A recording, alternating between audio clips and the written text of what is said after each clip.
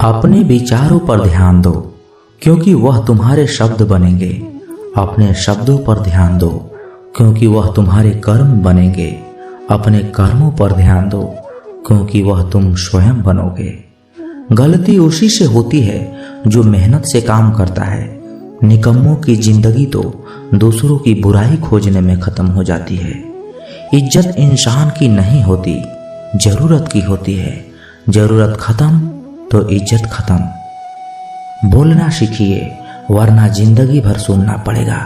उड़ने में बुराई नहीं है, आप भी उड़े, लेकिन उतना ही जहां से जमीन साफ दिखाई देती हो।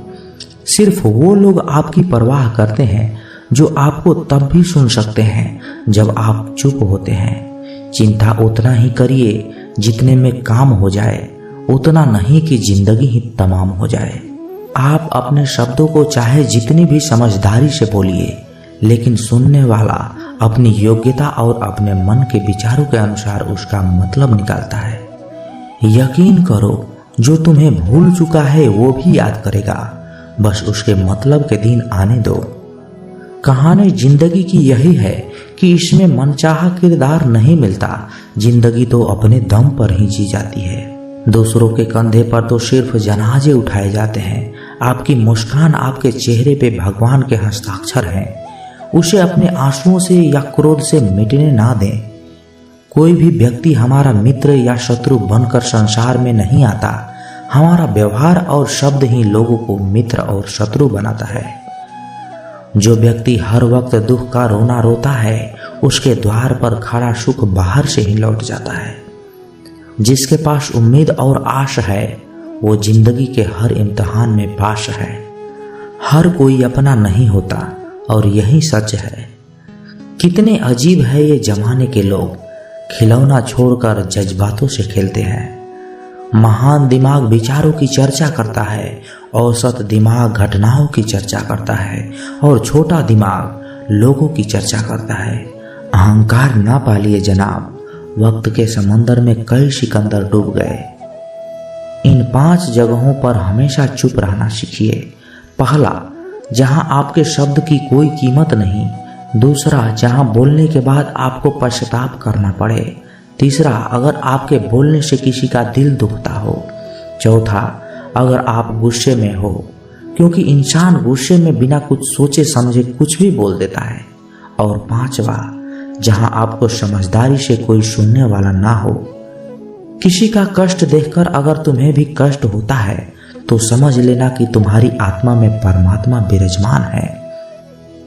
सिर्फ सुकून ढूंढिए, जरूरतें कभी भी पूरा नहीं होती। जिंदगी में सारा झगड़ा ख्वाहिशों का है। ना तो किसी को गम चाहिए, ना किसी को कम चाहिए। जिसके इरादे हमेशा साफ होते हैं, कई बार लोग उसी के खिलाफ होते हैं। जो तुमसे तंग आ जाए उसे छोड़ दो, क्योंकि बोझ बन जाने से याद आना बेहतर है। झूठ की खरीदारी ज्यादा दिन तक नहीं टिकती। सच एक ही सही अंत तक साथ देता है। किसी इंसान के आज को देखकर उसके भविष्य की मजाक मत उड़ाओ, क्योंकि समय में इतनी शक्ति है कि वो कोयले को भी धीरे धीरे हीरे में बदल देता है।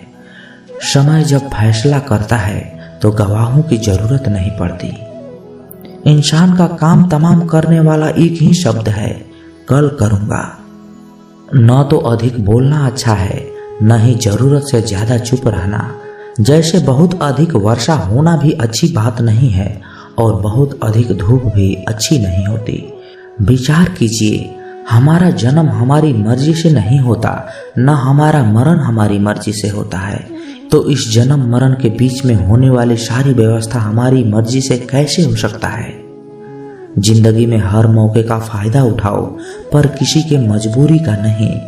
जिंदगी मौका देती है तो धोखा भी देती है। जिंदगी की सबसे अच्छी दवा है जिम्मेदारी।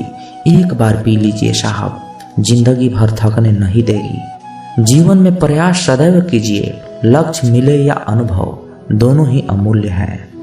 जिंदगी में तकलीफें तो हवा के झोंकों सी होती है, जो आती और चली जाती है, पर ये जब जब आती है तो सभी का नकाब उतार कर जाती है।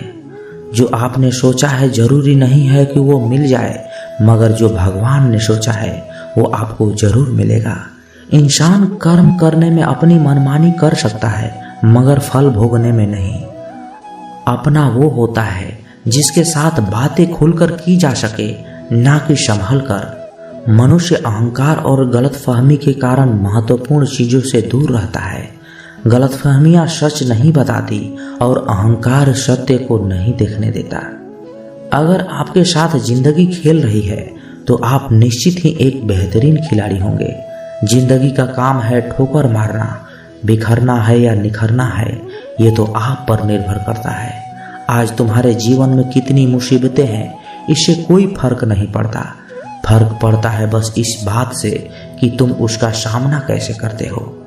मनुष्य को इस संसार में जो भी मिला है उसमें उसको खुश रहना चाहिए। जो नहीं मिला है उसके लिए दुखी नहीं मानना चाहिए। इंसान ने जितना उसके लिए सोचा है, भगवान ने उसके लिए उससे ज्यादा सोच रखा है। इसलिए कभी भी किसी चीज के बारे में चिंता मत करो। प्रभु श्री राम ने घर में विरोध सहा था, कान्हा ने भी समाज में बहुत सहा था, और ये आपके साथ भी होगा। पर अगर इससे आप ऊपर उठोगे तो ही कुछ नाम बनेगा। दूसरों पर निर्भर रहने वाले लोग कभी खुश नहीं रह पाते। इसलिए इस लायक बनिए कि आपकी इच्छाओं को आप पूरा कर सकें। एक गांव में आग लग गई। आग बढ़ती जा रही थी। गांव वाले अपनी जान बचाने हेतु इधर उधर भाग रहे थे। एक चिड़िया ने इस दृश्य को देखा और अपनी चोंच में पानी भरकर आग बुझाने का प्रयास करने लगी। वो बार बार अपनी चोंच में पानी लाती और आग पर डालती। जब गांव वालों ने चिड़िया को आग पर पानी डालते देखा तो उनमें भी जोश आ गया और बोले, अगर यह चिड़िया प्रयास कर रही है तो हम क्यों नहीं कर सकते। सबने प्रयास किया और आग बुझ गई। ये सभी कौवा देख रहा था। उसने चिड़िया से कहा कि तेरे पानी डालने से कुछ होना तो था नहीं, फिर ये क्यों कर रही थी। चिड़िया ने कहा, मेरे पानी डालने से कुछ हुआ या नहीं हुआ, लेकिन मुझे गर्व है कि जब इस आग की बात होगी तो मेरी गिनती आग बुझाने वालों में होगी, तेरी तरह तमाशा देखने वालों में नहीं। उसी तरह एक बार एक किसान अपने खेत में काम कर रहा था। खेत में काम करते करते किसान की घड़ी खो गई। कुछ साल पहले ये घड़ी किसान को उसके पिताजी ने दी थी, इसलिए वो घड़ी उस किसान के लिए बहुत कीमती थी। अब किसान सब काम छोड़कर उस घड़ी को ढूंढने लगा, लेकिन बहुत देर होने के बाद भी वो घड़ी नहीं मिली। तभी किसान ने पास में खेल रहे बच्चों को बुलाया और उनसे कहा, बच्चों, इस खेत में मेरी घड़ी खो गई है। मैं बहुत देर से ढूंढ रहा हूँ। तुम में से जो मेरी घड़ी ढूंढने में मदद करेगा, मैं उसे एक इनाम दूंगा। तो इनाम के उत्साह में सब बच्चे उस घड़ी को ढूंढने में लग गए। लेकिन इतने बड़े खेत में छोटी सी घड़ी ढूंढना बहुत ही मुश्किल काम था। कुछ घंटों के बाद सब बच्चे जाने लगे। किसान ने भी अपनी उम्मीद छोड़ दी।